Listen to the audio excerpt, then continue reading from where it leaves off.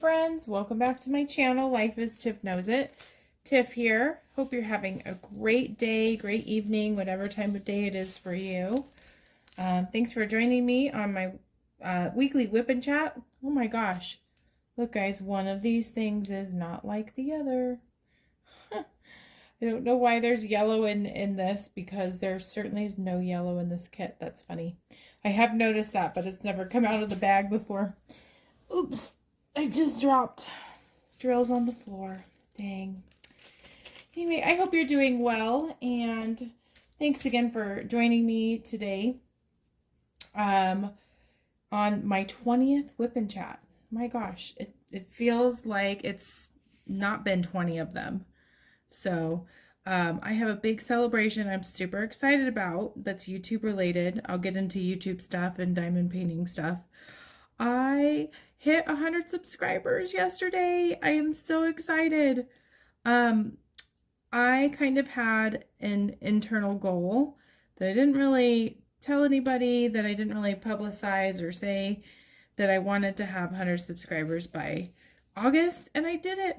I barely did it, but I did it, and I'm so proud to have 100 subscribers. I didn't really expect to have that many subscribers, and I know in the scheme of things, like looking at other really successful YouTubers, 100 is nothing, but I'm pretty excited about it. So I'm hoping to keep the momentum going as I kind of transition back into working.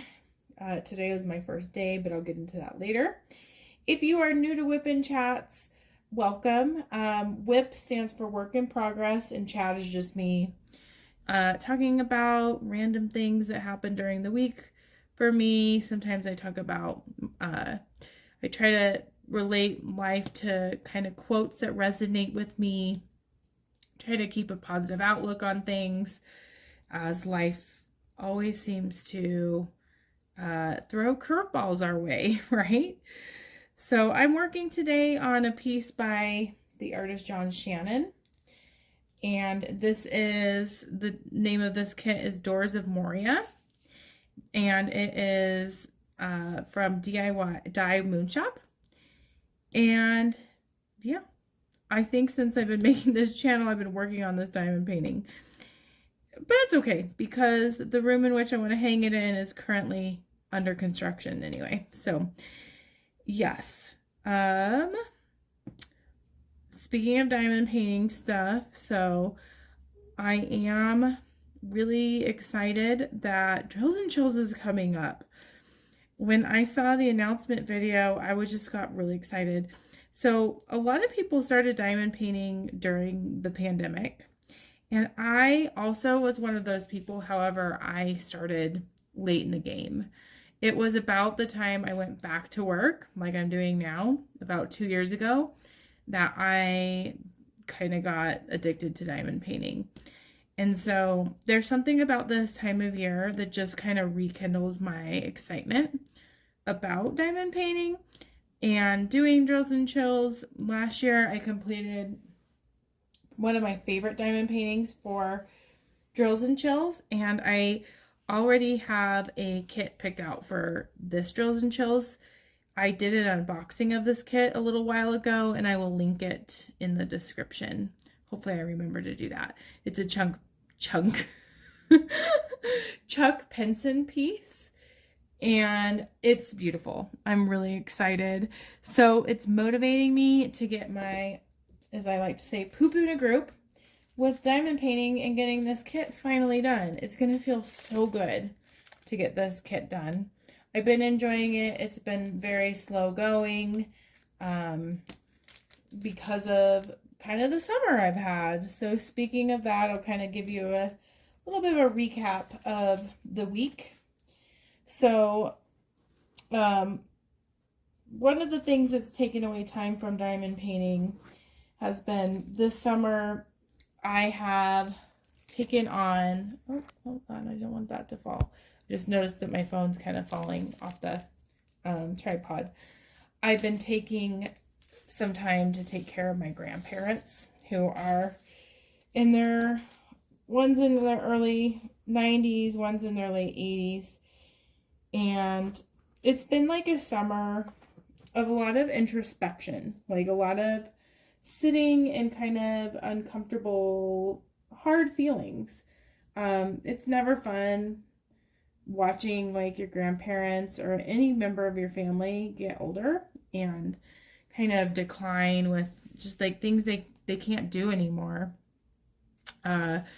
And so I've been spending a lot of time with them. I've been doing caregiving, which is not, there's a lot of unflattering things that go along with doing the things that need to get done to take care of someone when like they've lost their mobility or have lost their rationality at times. So I think this past Friday was my last time being with my grandparents in like the realm of caregiving for this summer. And it was nice because it was also my grandpa's birthday. And so it was like a celebration, and it just really, I don't know, it was like a very bittersweet experience for me to be ending, returning back to work. And I was clear with my intentions that I would do this for a small amount of time. And then, I have to get back to my life and kind of my obligations. I work in a school, if you're new to my channel. And so, yeah, it's been such an interesting experience doing caregiving for my grandparents. And I wish them the best. I feel that this experience has made me a lot closer to my grandparents. Like, there's a big difference between visiting your grandparents and taking care of them and seeing their life in and out day by day, and kind of their routine and what they are struggling with. And so I think it's created a big connection. It's rekindled a connection that I used to have in my childhood, and in an odd way, I feel like they're not children, but there's similarities. It's kind of like, I feel like life sometimes is just a big circle. And that's just like a hard thing to contemplate.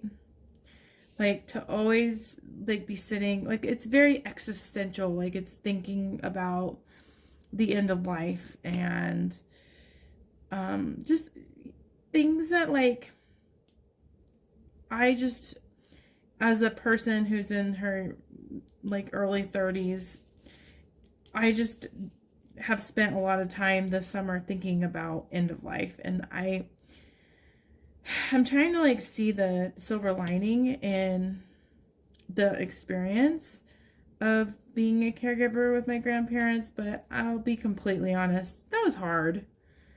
It's just hard, and I just worry about them, and I want the best for them. So anyway, I don't want to get too deep and dark with how I'm feeling about that, but honestly, there's more positive feelings from it than negative. It's just heavy. So I ended that was Friday, and then Friday evening, okay, well, let me tell you about what the plan for the weekend was. Did the plan happen? Absolutely not. But the plan was, I thought that it'd be nice to just have a little weekend getaway in a cabin with my husband. Like, as much as I love my daughter, I just wanted like some quality bonding time. And my husband's family owns a cabin. So, I mean, it's the right price, right? It would be free to go up there. And it's a beautiful cabin. Like, I don't know why we don't take advantage of it more. Like, it's shared with a bunch of my husband's family members. And so the plan was we would leave Friday night and enjoy our just Saturday and Sunday in the cabin and go putt-putting on the way home and pick up our daughter, and then kind of just go back to life as normal and get ready for work and all those not as, fun things. And so, in order to do that, I was waiting for Bill, my husband, to get to my parents' house because we were going to just take one car and leave them the car with the car seat, leave my parents that car so they can get around with our daughter if needed. And he was running a little late, which is fine. And there was a knock on the door. And I figured, sometimes it's awkward. You don't know if you should just walk in to like your in-laws' house or do you knock. And so the dogs weren't barking or anything. My parents have dogs. And so I just said, come in. And I was sure it was him because we were expecting him. It had been like an amount of time. I thought, man, he must have got stuck in traffic. So I start going to the door, and my parents live in a house where there's a long hallway and then a turn, and right when you turn is when you see the front door. And so I turn the corner, and there is a random stranger standing in my parents' hallway. And right away, I get these goosebumps, just the adrenaline kick. I'm like, I don't know why this guy is in here, what he's doing, what his intentions are. I'm tensing, my whole body is tense, and I'm like, can I help you? And he said, is Raphael here? And I'm like, who is Raphael? I was thinking that. I'm like, no, I think you have the wrong house. And then I look down and I notice he has this big bottle of whiskey or vodka or some type of alcohol, and he smells of it intensely. I cannot find the symbol that I'm looking for. I'm going to change gears and look for another one that I know I can find. So at this point, I say, wrong house, and I'm like, oh my gosh, I hope he doesn't use it as a weapon. And we just stared at each other, and then he finally, it dawned on him, oh, and it was such a delayed reaction because I'm pretty sure he was very intoxicated. And then he said sorry, and then still wouldn't move, but then finally left. And it was so awkward. And I had seen the same guy walking down the street maybe an hour earlier, and I noticed him because he's wearing this neon yellow shirt, and it reminded me of he almost looked like he's a construction guy, maybe ending his day. Or I noticed it because I'm like, I wonder if there's some construction going on around here, because it's kind of odd just to see what I thought might have been a construction guy just walking down the street. So anyway, that was at the time a terrifying, weird experience. And it dawned on me, I'm the one that told him to come in. I said, come in. And I even started saying, we were waiting for you, or something like that. And so he wasn't being malice or anything like that. He was just doing what I asked. He thought he was at a different house, probably looking for a party and looking for Raphael. So that started the evening off on a weird vibe. And my parents and I laughed quite a bit about it. Really, my mom. My dad was more kind of creeped out and kept watching him go down the street, I think. And I felt creeped out too. Even afterward, I was laughing, but I felt uncomfortable. A combination. So then Bill does get there. I make sure to go to the door first before I say, come in. And so we're on the way to the cabin. And I didn't realize the cabin is further away than what I remember. And we haven't ever left from my parents' house. So I actually thought it would cut the time down, and it felt like it added time. So we are going down this road after we get we buy some groceries, and at this point it's already 10:30, 11 at night. And as this cabin's super secluded, which is the appeal. And I knew that it might be a little bit of a challenge to get there because we're going from a different way. We haven't gone to the cabin for a while, and we're going at nighttime. And I started getting in my head a little bit like, well, our GPSs are going to go offline. Like, you know, we use like Google Maps, and they're going to go offline. So I hope nothing goes weirdly, because we're going to have no cell phone service. And, you know, sorry, I'm trying to adjust this. It keeps falling. And it's nighttime and all this stuff. So we go a long ways down this road. Like, we're super secluded, and it tells us where to turn. And right where it says to turn, to go 18 more miles, it says road closed. And like, but it's weird because there's cones, but the cones aren't blocking all of the road. Like, there's space between the cones for cars to travel down. But it says road closed. And so we're like, well, we went down it a little bit, and then I was getting more like concerned because it was saying like this road was impacted by a wildfire, because there was a wildfire I think at this point like a year and a half ago or a year ago. And so, and then it said caution, windy road, and steep curves, and prone to mudslides, prone to falling rocks. And I'm like, I just did not feel comfortable. So I asked Bill, like, maybe could we keep going straight instead of turn? So can we turn off of the road we're supposed to go down and keep going down the road we were going to see if maybe there's a different route?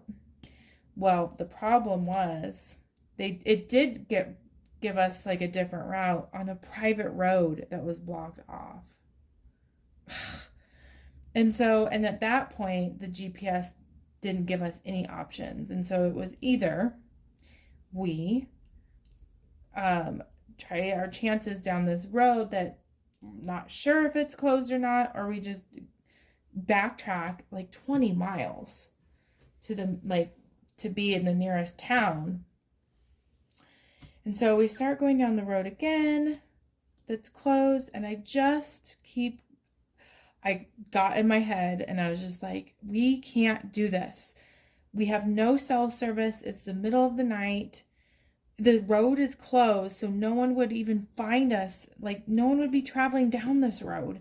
Like, this is silly. And out of the two cars we have, we're in the car that doesn't have four-wheel, I don't know if it has four-wheel drive, but it's the lesser of the cars that do good in like rough weather. There was this giant rainstorm that happened a couple days earlier, and I was just like, I was freaking out. I'm like, I don't want to do this. I'm sorry, I'm being a party pooper, but I'd rather just go home. And so, and Bill was fine about it. Like, I think he was more willing to go down the road than me, but he understood, I think, where I was coming from. It was scary, and like, I don't know, maybe I'm just too reliant on my phone, but it just seemed really freaky to me to be stuck, if we got our car stuck in the mud or something crazy like that. Like, no thank you. No thank you. So we ended up having such a good time. We did just go home. I was thinking, should we go back to my parents and pick up Denise? And we didn't, because I still wanted some quality time with Bill. And we pretended our house was a cabin. All the groceries that we bought, we didn't go out to eat. And we just spent the whole day playing a board game called Firefly, which is named after the show Firefly and is based off of the show. By the way, if you're looking for if you haven't seen Firefly, I highly recommend it. And it is definitely on the nerdy side. I definitely am not the level of nerd that my husband is, but I do like Firefly. It's kind of like, if you're looking for a little summary, it's kind of like a sci-fi western with Nathan Fillion, and it's just really fun. And so The game is extremely involved. In fact, I might, if I remember, insert a picture of the setup, because we have a pretty lengthy dining room table, and we had to extend the leaf, or it's not a leaf, but it extends out, and then we still were struggling to find room for everything involved in this game. We played 2 rounds that were like 3 hours each, so we played a board game for like 6 hours. I was really proud of myself because I knew I'd be sitting a lot, and I did something good for my body, and I did some yoga, and I used my exercise machine. So, quick update / kind of random thing. There we go, that's a little better. Our basement is still under construction from the unfortunate sewage backup. It's all cleaned out and deconstructed, and now we just need to figure out what to do with our basement, because we currently had carpet down there that we didn't even want in the first place, and we want to find an option that works best for a basement that's prone for floods, and carpet certainly is not that. So we're in the middle of trying to figure out what we want, if our insurance would cover something different than what was down there. It's such a pain in the butt. But in the meantime, I did get my new exercise. I got like a upward facing rowing machine. I did bring it upstairs, and I have been using it. And I'm proud of myself because I kind of was in a rut. I started using it, and then the basement just made me, I was just like, screw it, because it was in the basement, and then all that happened, but I'm back on track. So that was this weekend. We went back, we picked up Denise, we had Red Robin with my parents. It was really fun, and we ended the last day of my summer break going to the pool, and I just thought that it was perfect. It worked out so well. Sometimes the last couple days of break are filled for me with like dread, panic of like all the prep work to go back to work, like meal prep and laundry and all of these things, which is important, right? Like I can't just completely ignore it as much as I want to. But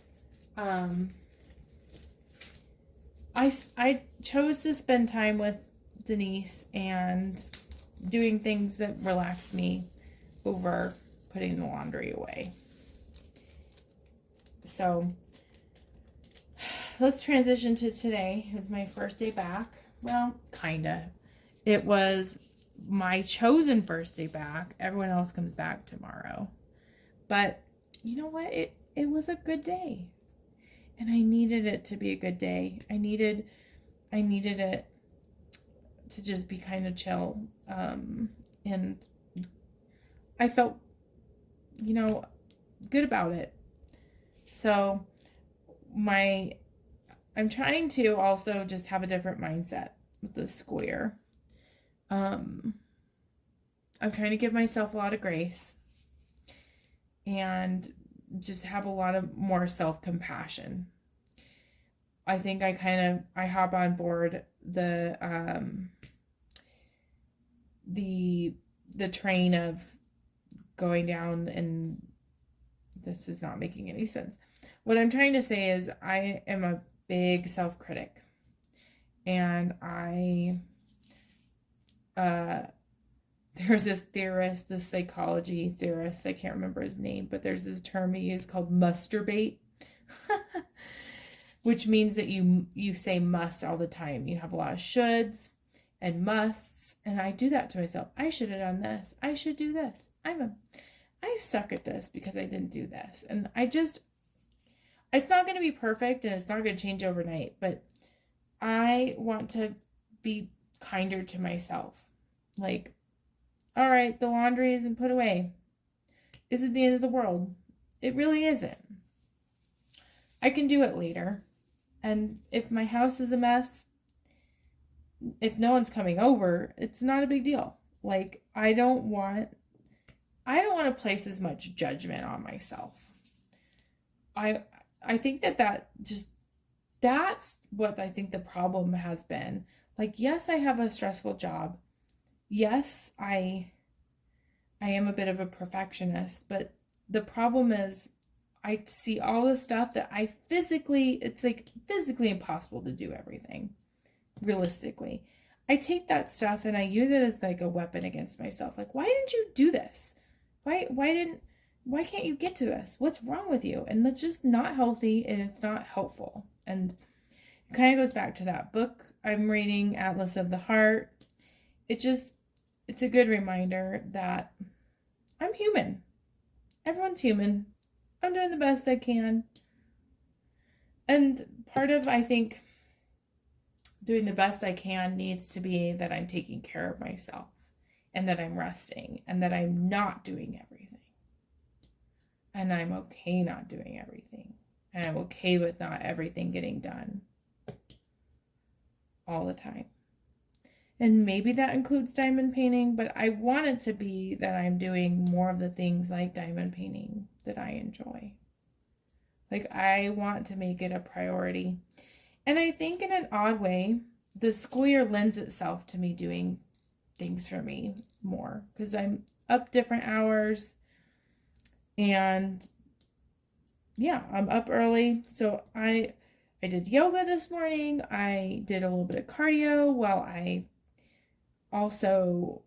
rigged up my own sprinkler system since the sprinklers are not working because of the plumbing issue.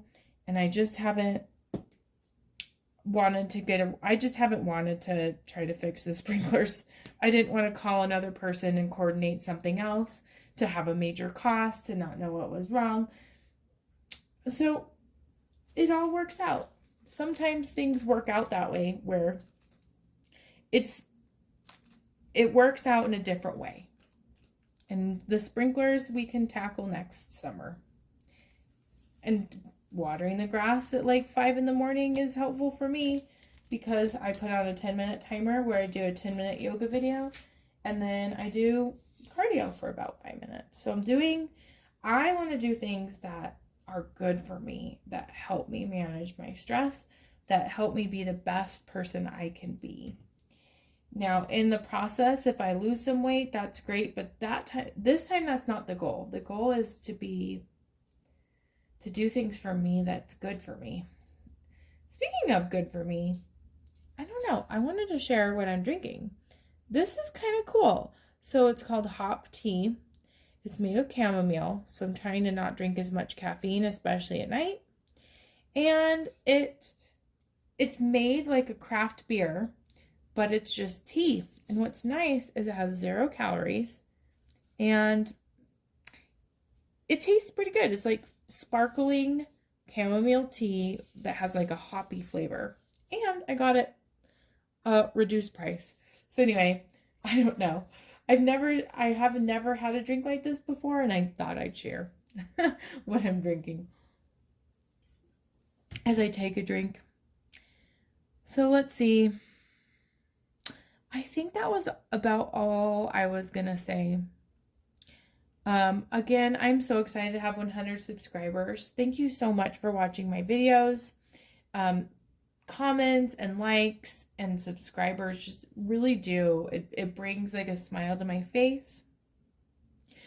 The quote that I wanted to end with today is by the Dalai Lama said it, and it's our purpose in life is to be happy. And I don't know why it's so easy for me to forget that. It's so easy for me to get wrapped up in, I have to make everyone else happy and I have to get all this stuff done because I care about other people. But that happiness has to be inside and it has to be the priority so that you can make other people happy. And I know that's probably sounds really cliche. It is kind of cliche. But I guess I need the cliche reminder as I embark on the stress, the chaos, and the unpredictable nature of my job. So I'm probably going to keep diamond painting a little bit tonight or get it set up for tomorrow. But I am going to end this WIP and chat here. If you haven't done so already, please consider subscribing to my channel. Thank you so much. I hope you have a great rest of your day, rest of your week, rest of your month, and I'll see you next week. Bye.